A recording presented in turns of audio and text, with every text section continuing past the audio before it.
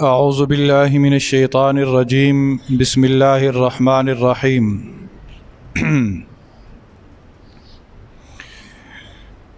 وَإِذَا مَا أُنزِلَتْ سُورَةٌ فَمِنْهُمْ مَنْ يَقُولُ أَيُّكُمْ زَادَتْهُ هَذِهِ إِيمَانًا فَأَمَّا الَّذِينَ آمَنُوا فَزَادَتْهُمْ إِيمَانًا وَهُمْ يَسْتَبْشِرُونَ صدق اللہ مولانا العظیم۔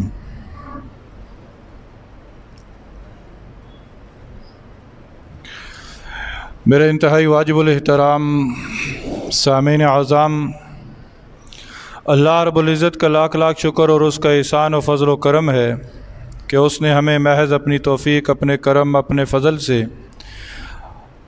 اس پرفتن دور کے اندر اپنے گھر میں آنے کا موقع عطا فرمایا، اور پھر اللہ رب العزت نے ہمیں محض اپنی توفیق، اپنے کرم اور اپنے فضل سے اپنے ایک عظیم حکم یعنی فرض نماز با جماعت پڑھنے کی اللہ رب العزت نے ہمیں توفیق عطا فرمائی، اور پھر اللہ رب العزت نے ہمیں اپنے ہی گھر میں بٹھا کر اپنے پاک کلام کو سننے اور سمجھنے کی توفیق نصیب فرمائی۔ محترم سامعین گرامی قدر، سورہ توبہ آج اس کی آخری آیات کا مفہوم آپ حضرات کے سامنے عرض کرنا ہے۔ سورہ توبہ کے اندر آپ حضرات نے مختلف مضامین سماعت فرمائے ہیں، اور ان مختلف مضامین میں سب سے جامع مضمون جو تھا وہ منافقین کے حالات تھے۔ قرآن مجید فرقان حمید کے اندر مختلف مقامات پر منافقین کے حالات کو بیان کیا گیا ہے۔ اس کی بنیادی وجہ یہی ہے کہ شاہ عبد القادر رائے پوری رحمہ اللہ فرماتے ہیں کہ اس انسان کے چار بڑے دشمن ہیں، چار بڑے دشمن ہیں میرے اور آپ کے۔ کون سے چار بڑے دشمن ہیں؟ ایک نفس ہے اور دوسرا شیطان، ایک نفس ہے اور دوسرا شیطان، اور تیسرا کفر ہے، اور چوتھا نفاق یعنی منافق۔ نفس اور شیطان یہ جو دشمن ہیں، ان کا علاج، ان سے مقابلہ قرآن اور احادیث ہمیں بتلاتے ہیں۔ کفر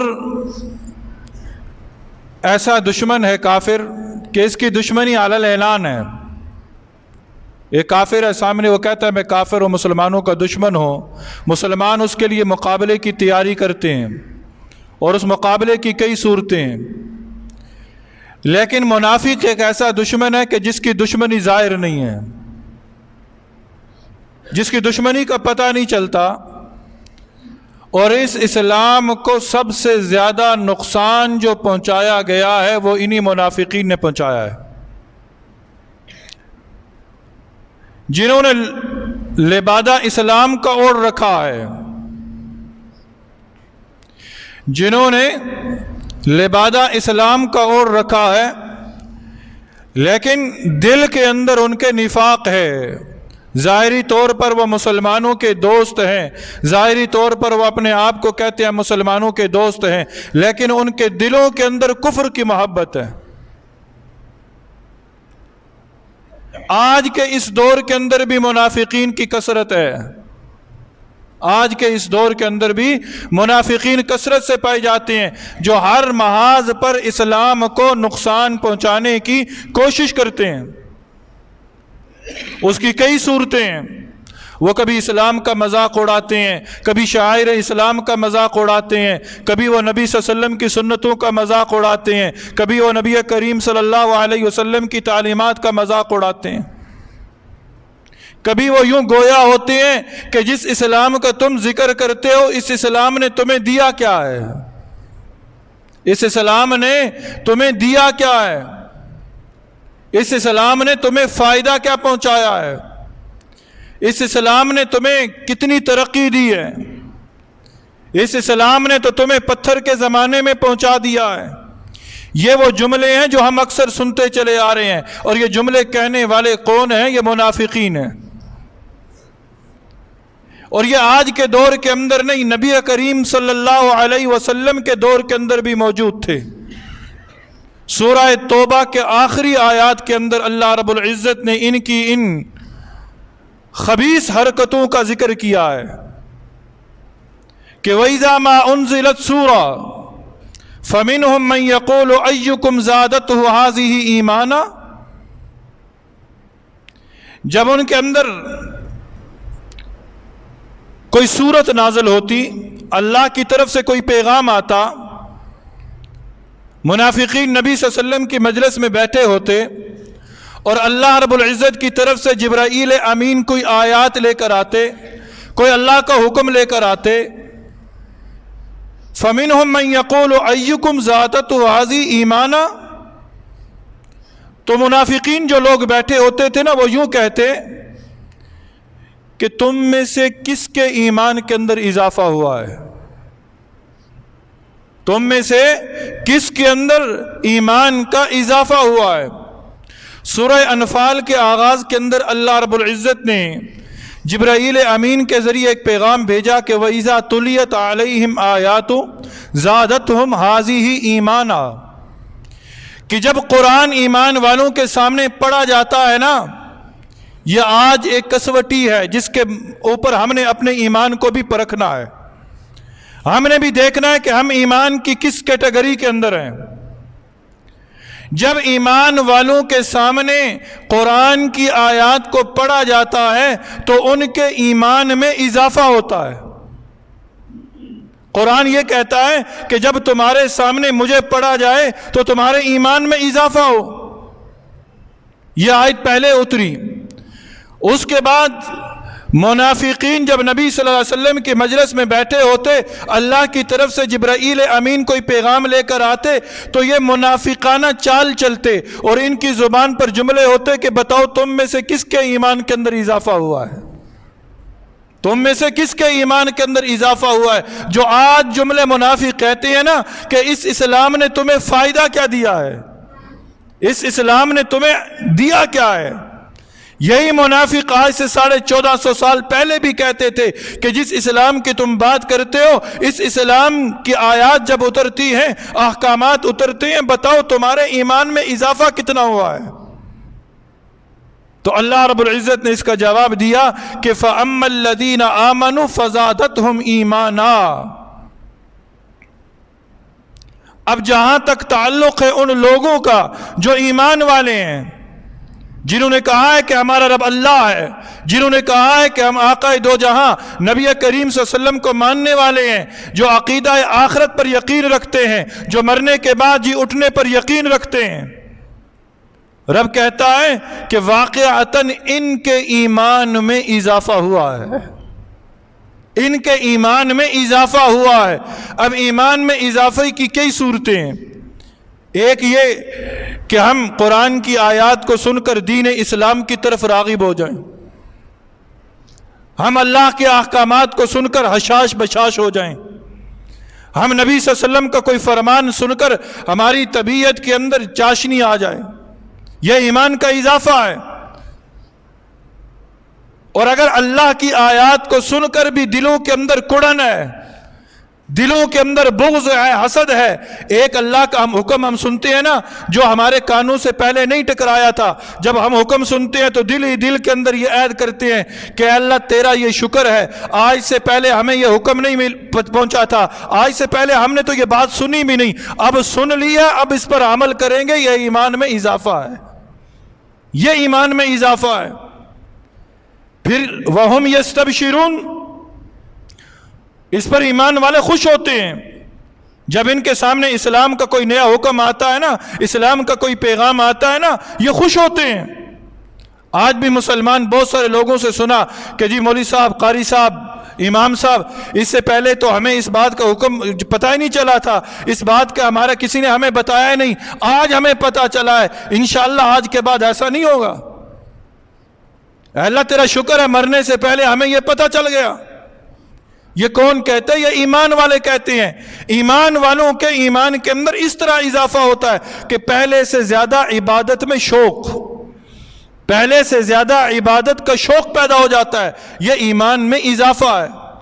اور اگر قرآنی آیات سن کر بھی عبادت کا شوق پیدا نہیں ہوتا، نبی کریم صلی اللہ علیہ وسلم کے فرمان سن کر بھی ایمان کے اندر شوق پیدا نہیں ہوتا، عبادات کے اندر شوق پیدا نہیں ہوتا، تو پھر جان لو کہ کہیں نہ کہیں دلوں کے اندر نفاق موجود ہے، جان لو کہ کہیں نہ کہیں دلوں کے اندر نفاق موجود ہے۔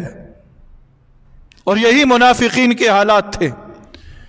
وَأَمَّا الَّذِينَ فِي قُلُوبِهِمْ مَرَضٌ فَزَادَتْهُمْ رِجْسًا إِلَىٰ رِجْسِهِمْ وَمَاتُوا وَهُمْ كَافِرُونَ۔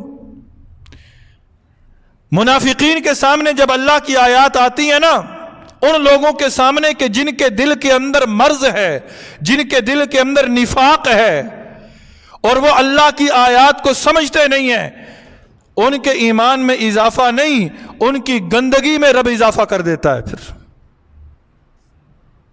حجر اسود کے متعلق آپ نے سنا ہے نا، حجر اسود وہ پتھر ہے جو بیت اللہ کے کونے پر نصب ہے۔ اس کے بارے میں آپ حضرات نے متعدد مقامات پر یہ سنا ہوگا کہ جب ایک ایمان والا حج کے لیے، عمرے کے لیے جاتا ہے اور طواف کرتا ہے اور حجر اسود کو بوسہ دیتا ہے، تو جو بدلنے کے ارادے سے، اپنے آپ کو تبدیلی کے ارادے سے حجر اسود کو بوسہ دیتا ہے نا، اللہ اس کے گناہوں کو نکال کر باہر پھینک دیتا ہے۔ وہ گناہوں سے بالکل پاک، اللہ اسے گناہوں سے پاک کر دیتا ہے۔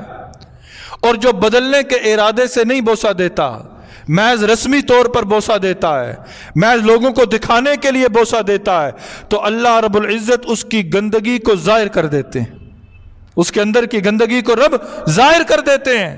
بالکل یہی حال منافقین کا ہے کہ منافقین جب اللہ کی آیات کو سنتے ہیں اور اللہ کی ذات پر ایمان نہیں رکھتے اور اللہ کی ذات پر ایمان نہیں لے کر آتے، اللہ رب العزت ان کی گندگی کو، دل کی گندگی کو نکال کر ظاہر کر دیتا ہے، ان کے نفاق کو ظاہر کر دیتا ہے۔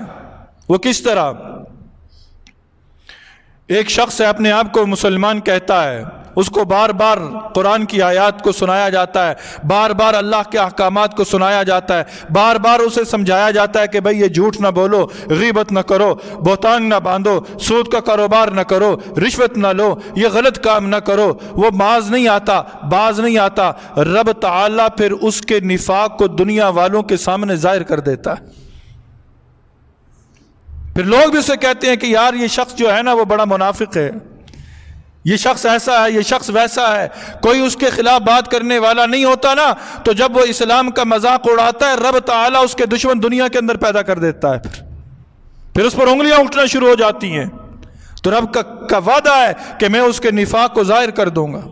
اور پھر منافقین کو کہا جا رہا ہے کہ اولا يرون انهم يفتنون في كل عام مرة او مرتين ثم لا يتوبون ولا هم يذكرون۔ کیا یہ لوگ دیکھتے نہیں ہیں کہ ہر سال ایک مرتبہ یا دو مرتبہ آزمائش میں مبتلا ہوتے ہیں؟ یہاں یہ بات سماعت فرما لیجئے کہ آزمائش مسلمانوں پر بھی آتی ہے، آزمائش منافقوں پر بھی آتی ہے، آزمائش کس پر آتی ہے؟ کافروں پر بھی آتی ہے۔ اب کون سی آزمائش میرے لیے باعث رحمت ہے اور کون سی آزمائش میرے لیے ہلاکت کا باعث ہے؟ یہ بات سماعت فرما لیں۔ آپ حضرات نے بارہا یہ سنا کہ بیماری آزمائش ہے، غربت کا آنا آزمائش ہے، اپنے کسی پیارے کا بچھڑ جانا آزمائش ہے۔ اللہ رب العزت اپنے بندوں کو آزماتا ہے، بارہا یہ سنا ہے۔ اور اللہ نے کہا ہے وَلَنَبْلُوَنَّكُمْ بِشَيْءٍ مِّنَ الْخَوْفِ وَالْجُوعِ وَنَقْصٍ مِّنَ الْأَمْوَالِ کہ میں تمہیں آزماؤں گا، کبھی بھوک مسلط کروں گا، کبھی خوف مسلط کروں گا، کبھی تمہاری جانیں لوں گا۔ آزمائش کی مختلف صورتیں۔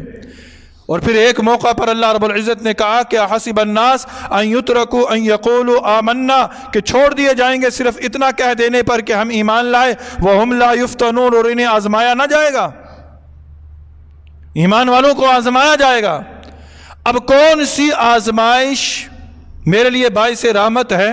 ہر وہ آزمائش کہ جس آزمائش میں میری جو ہے کیفیت تبدیل ہو اور رجوع الی اللہ نصیب ہو جائے۔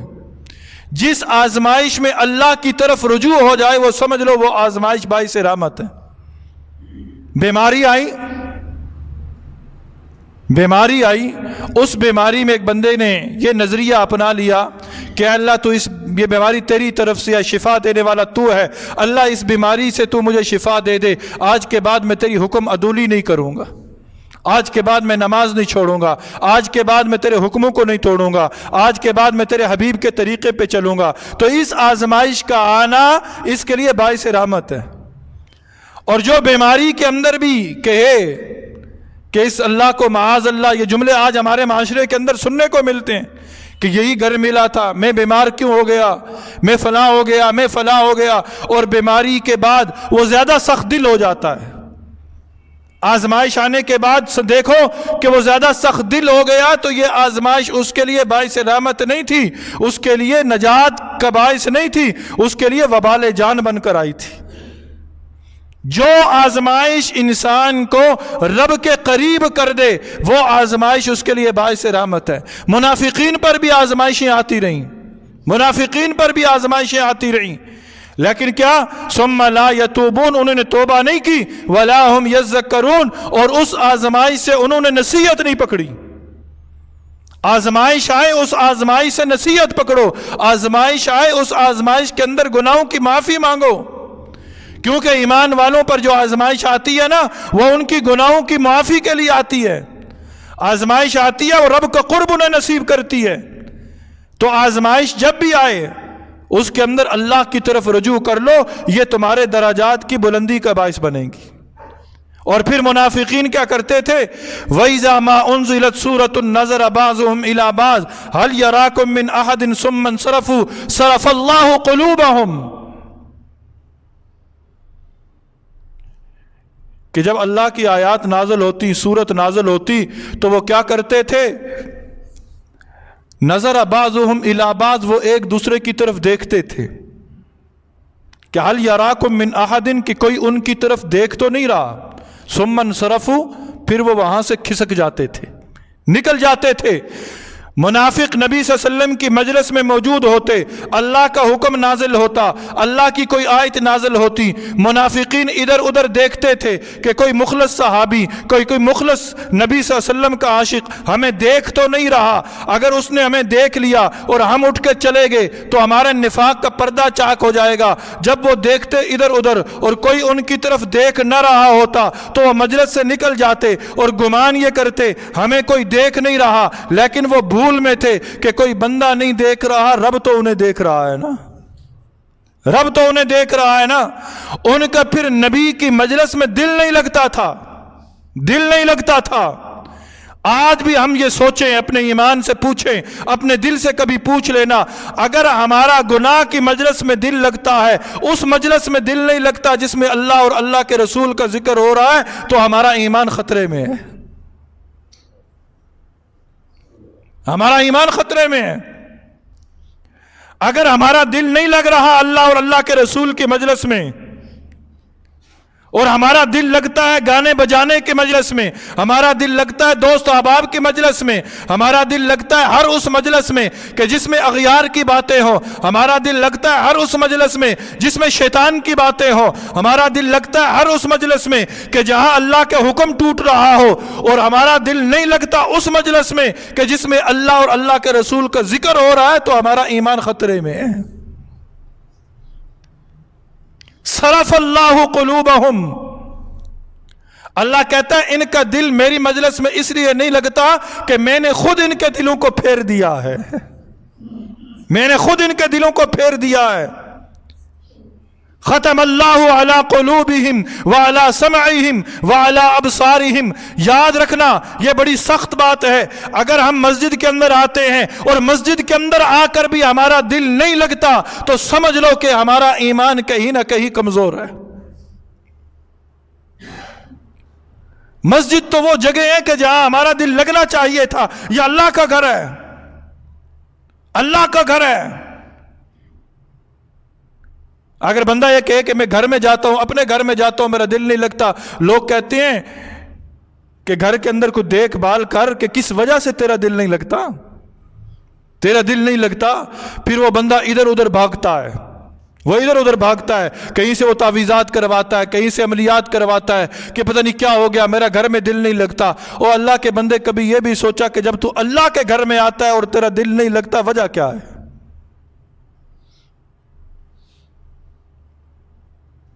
ہمارے اس معاشرے کے اندر متعدد بار یہ دیکھا گیا کہ ہم گھروں مسجدوں کے اندر آتے ہیں, ادھر نماز لمبی ہو جائے, ادھر امام صاحب تھوڑے سے تاخیر سے آئیں تو ہمارے چہرے پر بل پڑنا شروع ہو جاتے ہیں, پیشانی پر بل پڑنا شروع ہو جاتے ہیں, چیمہ گوئیاں شروع ہو جاتی ہیں, ہماری نظریں دروازوں کی طرف پھر جاتی ہیں. وجہ کیا ہے؟ اللہ کے گھر میں بیٹھے ہیں. جتنی دیر تم اللہ کے گھر میں بیٹھے ہو یوں سمجھ لو کہ تم جنت میں بیٹھے ہو. نبی صلی اللہ علیہ وسلم کا فرمان ہے کہ جب تم جنت کے باغیچوں میں سے گزرو تو اس کے میوہ جات کھایا کرو. پوچھا اللہ کے نبی یہ جنت کے باغیچے کون سے ہیں؟ فرمایا کہ یہ ذکر کی مجلس سے ہیں, یہ اللہ کے گھر ہیں, یہ اللہ کے گھر ہیں. یہ اللہ کے گھر جو ہیں یہ جنت کے باغیچے ہیں, ان کے اندر بیٹھو, دل لگاؤ.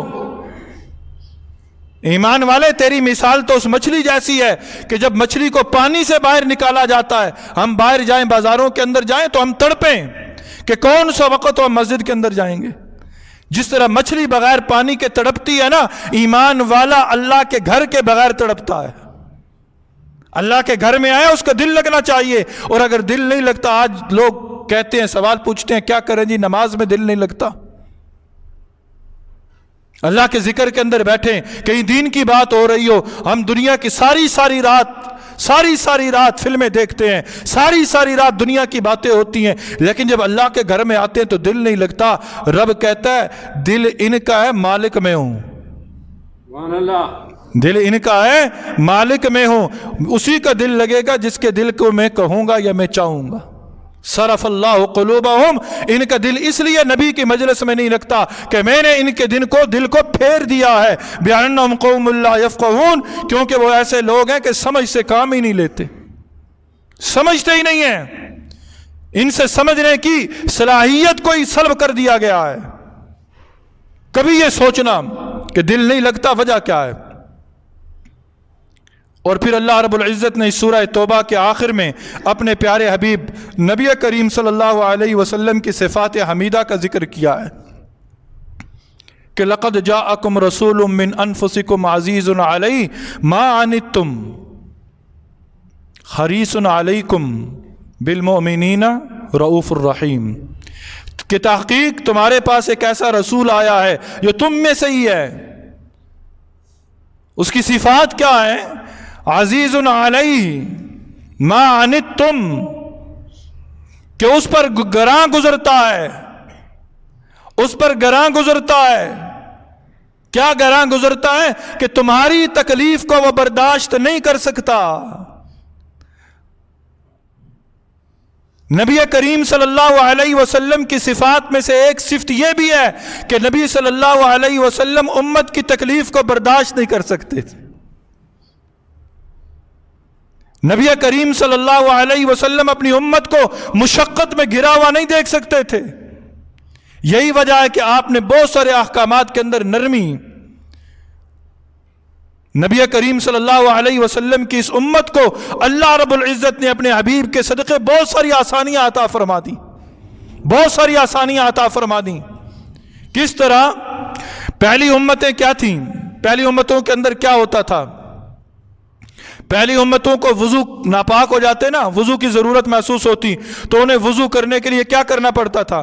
پانی تلاش کرنا پڑتا تھا, پانی تلاش کرنا پڑتا تھا، جہاں مرضی جاؤ پانی تلاش کرو، وضو کرو گے، غسل کرو گے، پھر پاک ہوگے۔ اللہ رب العزت نے اپنے حبیب کے صدقے مجھے اور آپ کو کتنی آسانی عطا فرما دی۔ تم ناپاک ہو گئے ہو، پاک ہونا ہے، پانی تلاش کرو، پانی نہیں ملتا تم مٹی سے تیمم کر کے نماز پڑھ لو، میں تمہاری نماز کو قبول کر لوں گا۔ پانی سامنے موجود ہے، پانی سامنے موجود ہے اور تم پانی استعمال نہیں کر سکتے، تمہارا کوئی عضو ایسا ہے کہ اگر پانی لگے گا عضو خراب ہوگا، یا سردی زیادہ ہے کہ تم پانی استعمال کرو گے تمہارے اعضاء شل ہو جائیں گے، شریعت نے نبی صلی اللہ علیہ وسلم کے صدقے یہ اجازت دے دی کہ اس حال میں بھی تم پانی نہ استعمال کرو، صرف مٹی سے تیمم کر لو، 2 ضربیں لگا کر اپنے آپ کو پاک کر لو، میں تمہاری پاکی کو قبول کر لوں گا۔ اے اللہ، پہلی امتیں عبادت کے لیے معبد خانوں میں جاتی تھی، میری امت کہاں معبد خانے تلاش کرے گی؟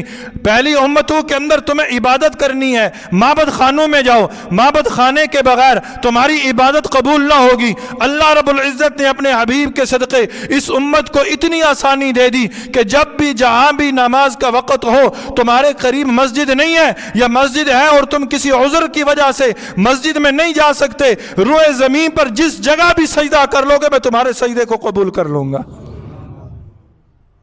نبی صلی اللہ علیہ وسلم نے مسواک کیا اور اسے کبھی چھوڑا بھی اس وجہ سے کہ کہیں میری امت پر مسواک کرنا فرض نہ بن ہو جائے، کہ میری امت مشقت پہ نہ پڑ جائے۔